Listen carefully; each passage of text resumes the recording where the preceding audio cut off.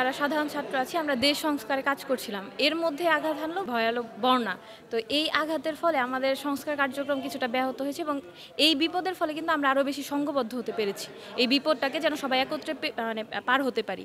সেই ক্ষেত্রে আমাদের ছাত্র সমাজ যেমন ছিল, যেমন আমাদের ঘুরি ফাউন্ডেশন, তারপর অন্যান্য ফাউন্ডেশন যারা আছে, আমরা ভুয়াপুরের যারা সমাজ মানে সুশীল সমাজ আছে, সকলেই কিন্তু একত্রিত হয়ে আমাদের এই বন্যার্তদেরকে সহযোগিতা করার উদ্যোগটা আমরা হাতে নিয়েছি এবং আমি বলবো যে খুবই সুসংগঠিত উপায়ে আমরা এগিয়ে যাচ্ছি এবং আশা রাখি যে কালকের মধ্যে আমরা সঠিক মানুষের কাছে এই যে ত্রাণ সামগ্রীগুলো এবং সহযোগিতাগুলো পৌঁছে দিতে পারবো। আমাদের মূলত রক্ত নিয়ে কাজ, পাশাপাশি আমাদের সামাজিক যে কাজগুলো রয়েছে, সামাজিক মানুষের সহযোগিতামূলক যে কাজগুলো রয়েছে, আমরা সেগুলো পাশাপাশি করে থাকি।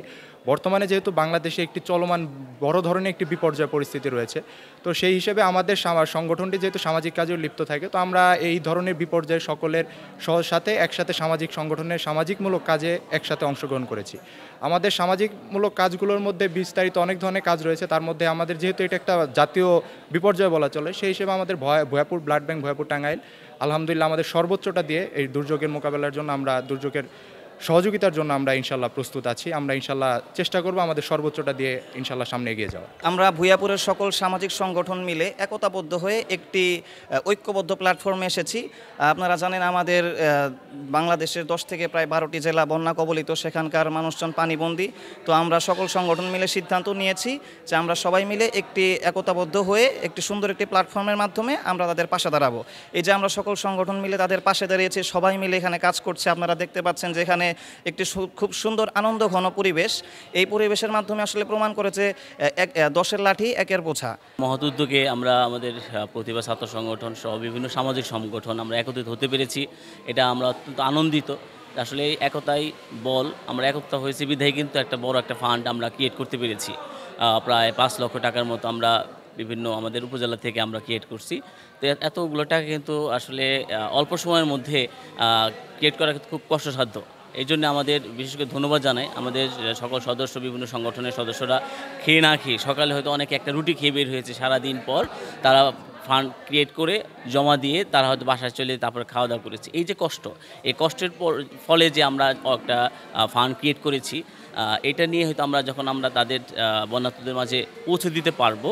দেশে যে মুহূর্তে আসলে বন্যার আসলে প্রাদুর্ভাবটা বেড়ে চলছিল, আসলে এই সময় আমরা এককভাবে এক জায়গায় থেকে আমরা যদি আলাদা আলাদাভাবে কোনো চিন্তা করি তাহলে আসলে খুব একটা আসলে সহযোগিতা আমরা করতে পারবো না। তো সেই কেন্দ্রিক চিন্তা করে আমরা ভুয়াপুর উপজেলা যে সামাজিক সংগঠনগুলো, সকল সংগঠন একত্রিত হয়ে বসে আমরা একটা সিদ্ধান্ত নিলাম যে আমরা আসলে একটা কমিটি করতে পারি, যাতে আমাদের বন্যার্তদের জন্য সহযোগিতার জন্য যে আমরা উপহার সামগ্রী কালেক্ট করবো সেটা আমরা কীভাবে করতে পারি এবং একসাথে করলে যাতে এটার অপচয় না হয় এবং ভালো একটা আমাদের অ্যামাউন্ট যেন দাঁড় হয়, যেটা দিয়ে আমরা আসলে বন্যার্তদের পাশে দাঁড়াতে পারবো। গত 22 তারিখ থেকে আজকে পর্যন্ত আমাদের প্রায় 5 লক্ষ টাকা কালেকশন হয়েছে এবং এই কালেকশনটি করার পর আমরা ইউনো মহোদয়ের সাথে সমন্বয় করে আমরা আমাদের বন্যার্তদের জন্য যে উপহার সামগ্রী আমরা পাঠাচ্ছি, নিত্য প্রয়োজনীয় জিনিস সহ ঔষধ সামগ্রী, শিশু খাদ্য এবং যে সামগ্রীগুলো আছে এগুলো আমরা ইউনো মহোদয়ের সাথে পরামর্শ করে চেষ্টা করেছি আর কি দেওয়ার জন্য। এবং আমরা ইউনো মহোদয়ের সাথে কথা বলে আমরা কোন জায়গায় যাব সেটা সিলেক্ট করেছি যে আমরা আগামীকাল ইনশাল্লাহ নোয়াখালী গিয়ে পৌঁছাবো। নোয়াখালীর যে ইউনো মহোদয় আছে ওখানে আমাদের ইউনো মহোদয় কথা বলে দিয়েছেন, আমরা ওনাদের সহযোগিতায় আমরা বন্যার্তদের সহায়তা প্রদান করার চেষ্টা করব। আমরা যেহেতু সরকারিভাবে একদিনের বেতন আমরা দিব, তারপরে যেহেতু আমাদের আরও দেওয়ার ইচ্ছা ছিল বিদায় আমরা 1 লক্ষ টাকা কালেকশন করেছি। ওনাদের মাধ্যমে আমরা নোয়াখালী যেয়ে 1 লক্ষ টাকা দুস্থ মানুষের মাঝে বিতরণ করে আসবো।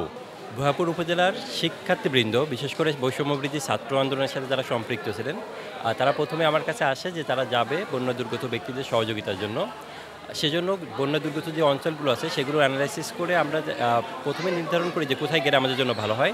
জেলা প্রশাসন নোয়াখালীর সাথে আমি সকলের পক্ষে যোগাযোগ করি এবং সেখান থেকে আমাকে বলা হয় যে ওখানে গেলে বন্যা দুর্গত যে এরিয়াগুলো আছে সেখান থেকে যেসব জায়গাগুলো এখনও পর্যাপ্ত ত্রাণ সহযোগিতা পৌঁছায়নি, সেখানে ত্রাণ সহযোগিতা পৌঁছে দেওয়ার ব্যবস্থা করা হবে। সে প্রেক্ষিতে আমরা এখান থেকে প্রয়োজনীয় কার্যক্রম গঠিয়ে শিক্ষার্থীরা বিভিন্ন জায়গা থেকে ফান্ড কালেক্ট করে, ফান্ড কালেক্ট করার পরে আমরা মালামাল কিনি। আপনারা দেখতে পাচ্ছেন যে এখানে মালামালগুলো প্যাকেজিং করা হচ্ছে এবং খুব পরিকল্পিত উপায়েই সকল প্রকার উপাদান এখানে রাখা হচ্ছে।